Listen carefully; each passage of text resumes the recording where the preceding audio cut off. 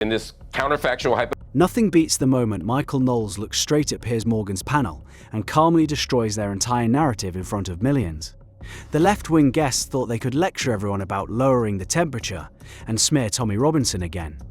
Instead, Knowles hits them with cold, brutal facts about grooming gangs, two-tier policing, and the real reasons British people are furious. The silence that follows is pure gold. If you want to see a panel get completely exposed, hit subscribe and keep watching.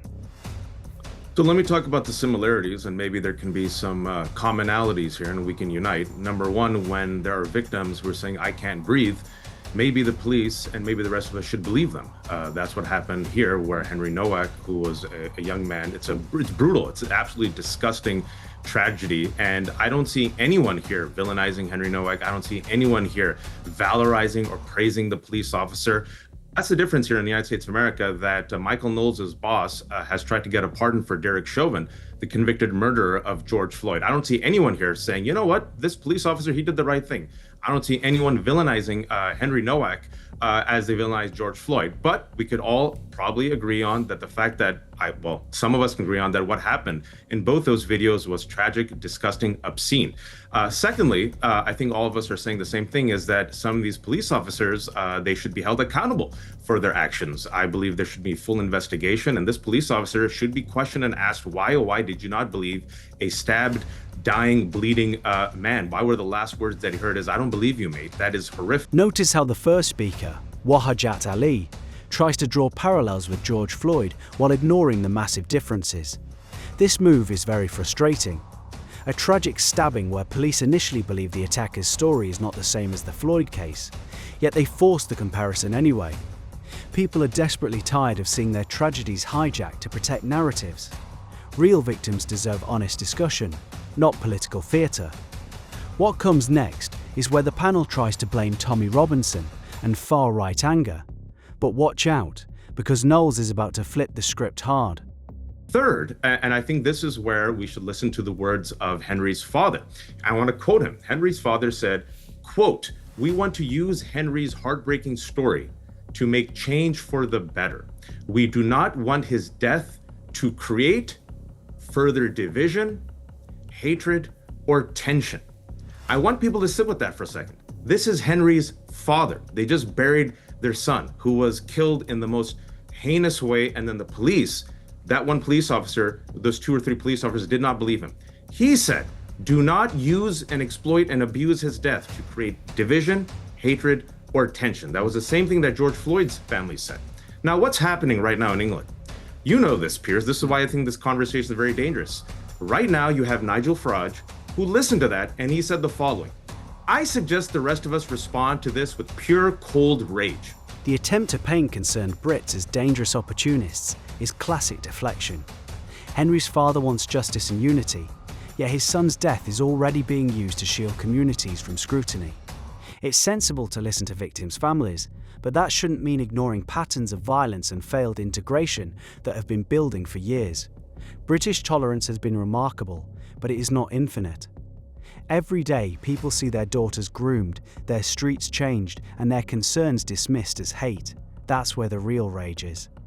Right now in Southampton, Tommy Robinson, that fraud, I think you and I agree, complete fraud, criminal, racist, complete clown. He's sitting there encouraging his hooligans to go after Muslims. The killer's not a Muslim. Now they're already in Southampton attacking police officers, aggressively trying to protest against all innocent sick people, even though there was one deranged sick man. What happened 2 years ago, Piers? And this is why I want us to lower the temperature. You know this, probably Michael doesn't, or Dave doesn't. Tommy Robinson, who was in Cyprus vacationing, this coward, released false information and blamed a young Muslim. It wasn't a Muslim killer.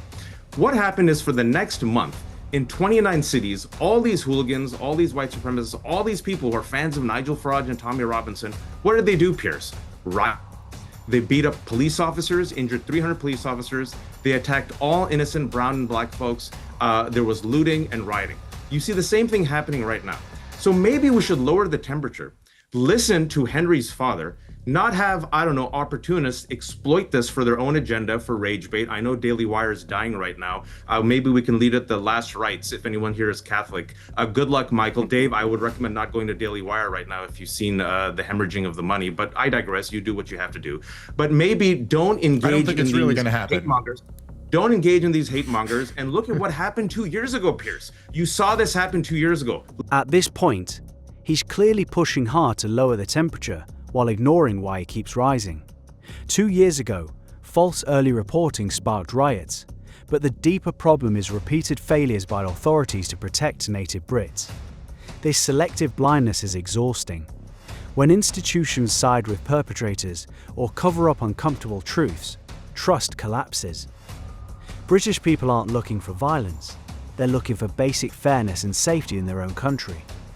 Keep watching because Michael Knowles is about to bring up the elephant in the room that the rest of the panel desperately wants to avoid. Well, the reason I tried to cut in was we lost your sound as you explained what that was 2 years ago, which was an incident where, an appalling incident where 3 young girls were killed by a deranged maniac who initially the reporting was that he had come over illegally on one of the small boats on the southern border of the UK, and that turned out to be completely untrue. And that fact led to a lot of the rioting and disinformation that was doing the rounds. And just to explain what we couldn't hear you saying, that's why I was trying to cut in, but we got you back for the rest of it. Yeah, I mean, Michael Knowles, Tommy Robinson's an interesting case on this because he's tied himself into quite a few knots with this story already. I want to play what he said at the protest down in Southampton. Let's take a listen to this. I've spoke about this for 20 years. I said you'll be a victim of a race gang, i.e. Pakistani Muslims will be beating up a white kid. The police will turn up, they jump on the white kids. Every time, I've seen it my whole life, they jump on the white kids.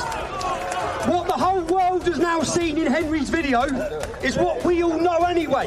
It's a different treatment for white people compared to non-whites. And we've seen this spread through every single institution in our country. Now, the start of that, which is just before that clip starts, he says, I've spoken about it for 20 years.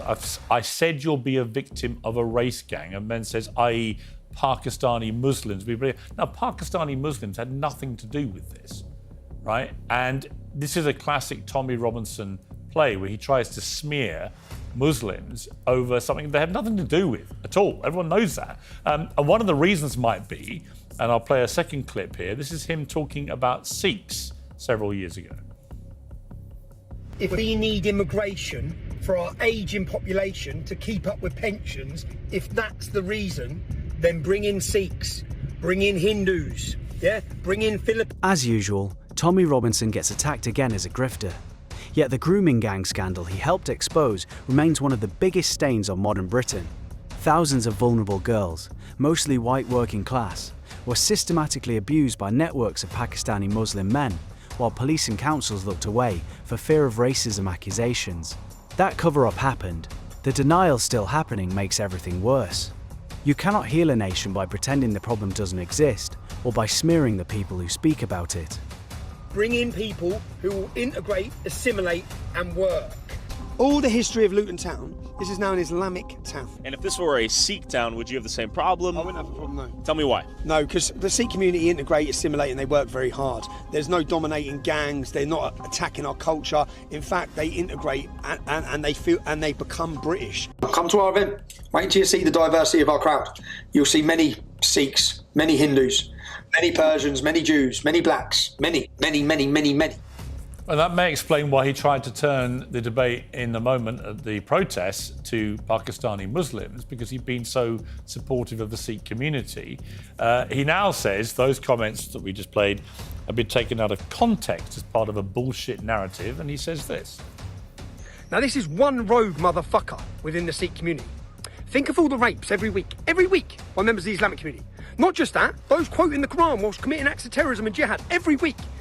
Pretty extraordinary, Michael. And this is my problem with Robinson, is I think he's just a massive Muslim-hating grifter. Is that, again, what he's trying to frame there is, well, it's a one-off incident involving a Sikh, because he knows he's on record defending the Sikh community, rightly, actually, based on what he said there. But his desperation to try and bring his wider anti-Islam, anti-Muslim rhetoric into this is laid bare once again. And again, they have nothing. This had nothing to do with any Muslim. It's shameful how Piers desperately tries to paint Robinson as obsessed with Muslims while ignoring other crimes. But the truth is, there's no other crime in the UK right now that Muslim extremists don't have a hand in. That's the problem. The public anger isn't random.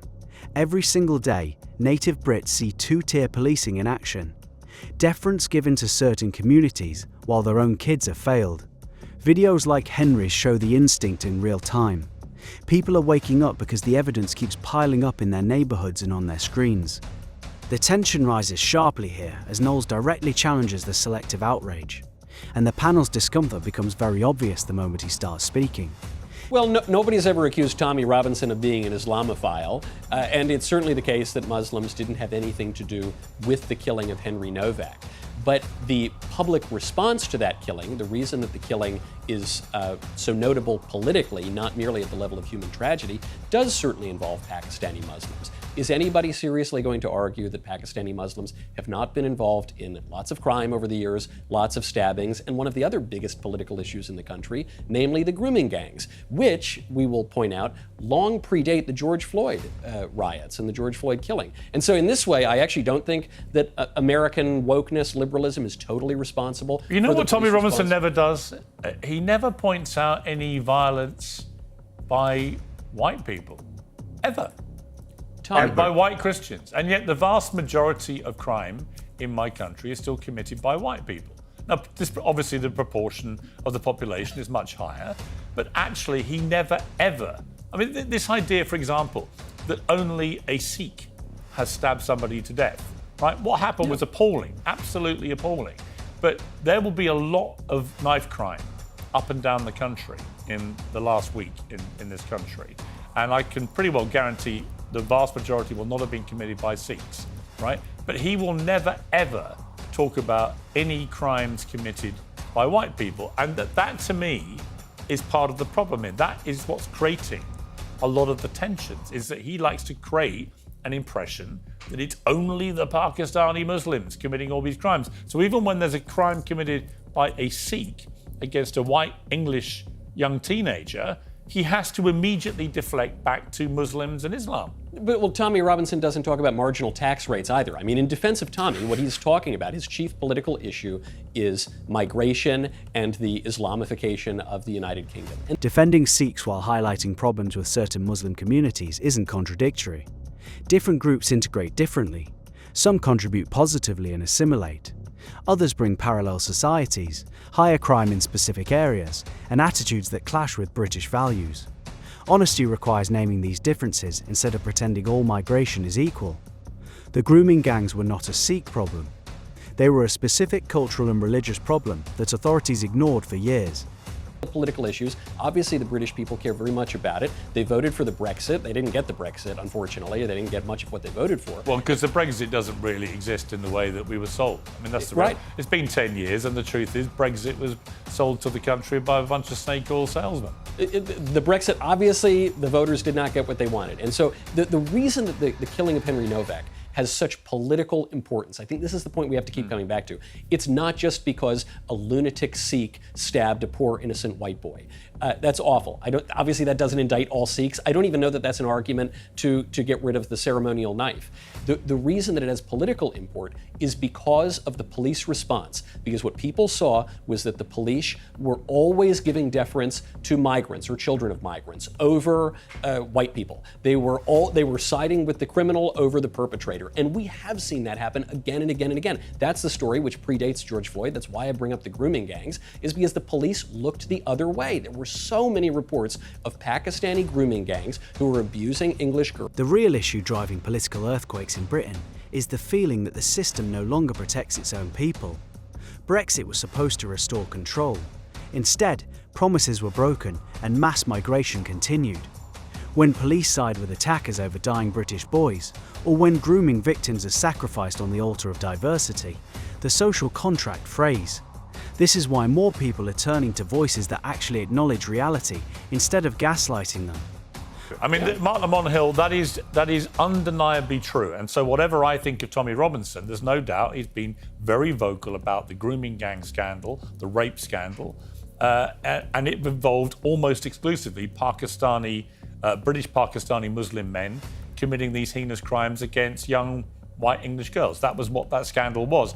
And at every tier of the establishment, if you like, from very small local up to the federal government, there was a consistent pattern of cover-up, whether it involved law enforcement, politicians, local state officials or whatever. There was a sustained period of covering this up going over many, many years. And that is why tensions in my country are so inflamed. And it is undeniable that the scandal happened and the cover-up happened. And so people like Tommy Robinson have entered a vacuum here where they can whip people up. My issue with what he's done here, and the reason I played the clips, is that he's tied himself into this ridiculous position where he's on record defending Sikhs. And so to try and deflect, he goes back to Muslims again. But there's a lot of tension here, which people like him are fomenting because it suits them, but you can't deny that there isn't underlying that cause. Michael Knowles landed heavy blows by refusing to let him rewrite Tommy Robinson's story. The grooming scandal, institutional cover-ups, and repeated two-tier responses are not inventions of the far right. They are documented failures that have destroyed lives and trust. British people have every right to demand that their country prioritises their safety and culture. Wanting secure borders and equal justice is not extremism. It's the bare minimum any nation owes its citizens. So, again, you said a few things that I think are worth responding to. First, if there is a Pakistani Muslim grooming gang / scandal going on, then it should be addressed and people should be held accountable. I don't take issue with that. I think we can all agree on that. I think where we disagree, not necessarily you and I, but other people, is how that gets tied into this moment. It's the opportunism of taking this moment and using it to abuse or to beat up on or to scapegoat other groups. That's where I take issue. I think it's a sort of disingenuous analogy or comparison to say, well, he's not talking about marginal tax rates either. But if his primary agenda were tax policy and he were talking about the reasons and the sources of tax revenue, and he suddenly left out a big chunk, that would be an issue. Similarly, if you're talking about racial violence, if you're talking about racial unrest, if you're talking about all the things that make the racial landscape in the UK what it is, I think you have to be honest about all the things. It would be like if in the United States, I didn't talk about black people when I talk about crime or violence or poverty or these other things. And it isn't the whole story, but it has to be part of the story. And I think that it's a little odd to leave it out. Earlier, David said that if the tables were turned somehow, I wouldn't be denying that race matters here. Again, to be clear, I never said that race didn't matter here. What I'm suggesting here is that there isn't a two-tiered system of justice where white people are on the wrong side of it. If, for example, the person in handcuffs bleeding out were a Jamaican immigrant, or were a black American who'd come over, or were a West African migrant, I don't think that they would have been treated any differently. The issue here, as Piers pointed out at the beginning, was a level of deference to the claim made by the Sikh that something happened to him. And I don't think that's the worst thing. If somebody says, hey, I was just the victim of a racial attack, I understand why police may even be more sensitive to that right now. But you have to listen to the person in handcuffs bleeding out. But I think we'd have to be living in a bizarre world to believe that if the person in handcuffs were black, they would have been trusted and listened to more. There's no history in any Western country. Mark, are you kidding me? Whether it's the United States, whether it's Europe. I'm not, but just allow me to finish the point. The desperate attempts to equate all crime and deflect from specific patterns reveal deep ideological capture. Yes, white people commit crimes too. But when certain communities show wildly disproportionate involvement in grooming, knife crime, or parallel justice systems, pretending otherwise is lying to the public. Britain is changing fast, and many locals feel like strangers in their own land. That feeling is valid and dangerous to ignore. The hypocrisy peaks when the panel demands lowered temperatures while supporting narratives that inflame tensions. History, in the history of policing, where that shows that black suspects in handcuffs who are beaten up or bleeding out have been believed or trusted or shown extraordinary deference by law enforcement. I think the issue, I think it's one thing to point out the investment in the statement of the Sikh gentleman, but I don't think it's honest or realistic to suggest that only a white guy would be ignored and neglected in handcuffs. There's just no Mark, okay, hypothetical here. The guy who's been stabbed 5 times and is bleeding out on the ground saying, I can't breathe, is a Sikh man. And the guy who's claiming that he wasn't really stabbed and there was some racial incident is a white guy. Let's say the roles were exactly reversed, not to go to some trite racial political nonsense, but I guess it's illustrative here. If the roles were reversed in this situation, you seriously believe that the police would not have acted any differently? You cannot import large numbers of people from incompatible cultures, fail to integrate them, then shame natives for noticing the consequences. Real peace comes from honesty, strong borders, and fair treatment, not endless denial and smears. The public is reaching its limit.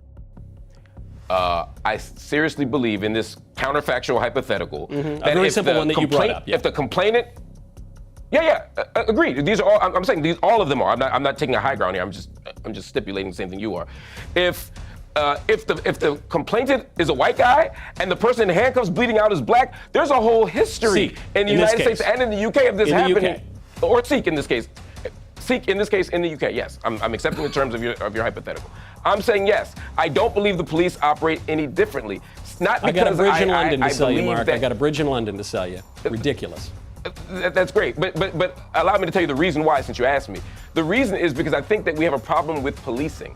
I think we don't do thorough investigations. I think police are too reactionary. I think whether the person is black, white, red, or yellow, we don't respond properly. That's not to say that all races get treated the same, but I think there's a fundamental problem here. But again, finally, Piers, there's no evidence that black people get treated better by police. The panel's discomfort grows as reality keeps intruding.